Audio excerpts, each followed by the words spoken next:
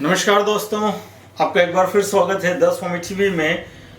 और आज मैं आपसे कुछ फैक्ट्स के ऊपर बात करने जा रहा हूं। और फैक्ट्स पर बात कुछ इस तरह से है कि जब मैं तमाम सारी रील्स और शॉर्ट वीडियोस देखता हूं जहां पर या फिर बहुत सारे व्लॉगर्स जो हैं जब वो वॉल्वो बसों के बारे में या बहुत सारी बसों के बारे में स्पेसिफिकेशंस बताते हैं, तब ज्यादातर व्लॉगर्स एक चीज कहते हैं जो हमेशा मुझे गलत लगती है। और मैं हमेशा सोचता हूं कि इन्हें ऐसा गलत इंफॉर्मेशन नहीं देनी चाहिए। ज्यादातर व्लॉगर्स लिखते हैं या बोलते हैं कि 3 करोड़ का जहाज, जब वो वॉल्वो बस की स्पेशली बात करते हैं तो ज्यादातर मैक्सिमम लोग लिखते हैं कि 3 करोड़ का जहाज।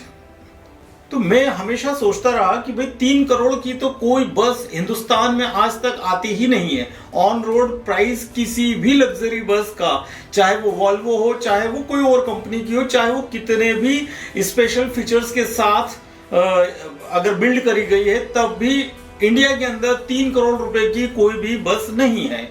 अभी जो सबसे लग्जरी बस जिसे हम कह सकते हैं वो है वॉल्वो की 9600 SLX बस, जो कि विथ वॉशरूम जो आती है, ऑन बोर्ड वॉशरूम, और जिसमें आप अगर एक्स्ट्रा फीचर्स में चाहें तो ऑन बोर्ड टेलीविजन वगैरह की सुविधा दे सकते हैं। तो वो वेरिएंट आप कह सकते हैं कि सबसे ज्यादा महंगा होता है।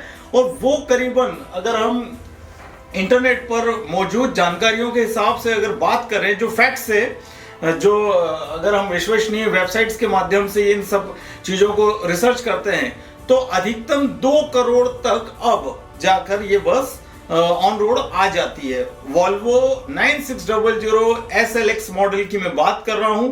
ये मैक्सिमम सब सारे फीचर्स के साथ में करीब करीब 2 करोड़ रुपए की बस ऑन रोड एक ऑपरेटर को पड़ती है। और अगर इसमें फीचर्स कम कर लिए जाते हैं तो ये 2 करोड़ से अंदर भी आ जाती है। और अगर हम बात करें सीटर बस की, अगर हम स्लीपर की बात नहीं करें, तो वो और सस्ती पड़ती है। और ये वैसे भी मैं 9600 की आपसे बात कर रहा हूं, इससे जो नीचे के वेरिएंट्स है वो और सस्ते आते हैं।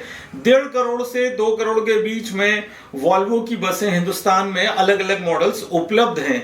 तो मैं सभी उन बस प्रेमियों को ये कहना चाहूंगा कि प्लीज आप जनता को गलत जानकारी मत दो। अगर आपको बस अच्छी लग रही है, आप बस की तारीफ करना चाहते हैं, तो उसके फीचर्स की तारीफ कीजिए, जी भर कर आप तारीफ कीजिए, किसी को कोई आपत्ति नहीं है। लेकिन प्लीज ज्यादा खुशी में, ज्यादा एक्साइटमेंट में गलत जानकारी मत दीजिए।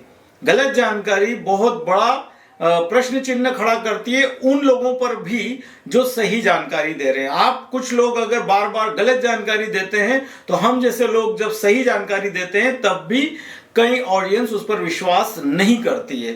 तो आप लोगों को मैं कहना चाहूंगा, गलत जानकारी न लीजिए, न दीजिए, और सही जानकारी सही माध्यम से सही प्लेटफॉर्म पर लीजिए। आपसे फिर मुलाकात करूंगा इसी तरह के नए फैक्ट्स के साथ द स्वामी टीवी पर। Keep on watching.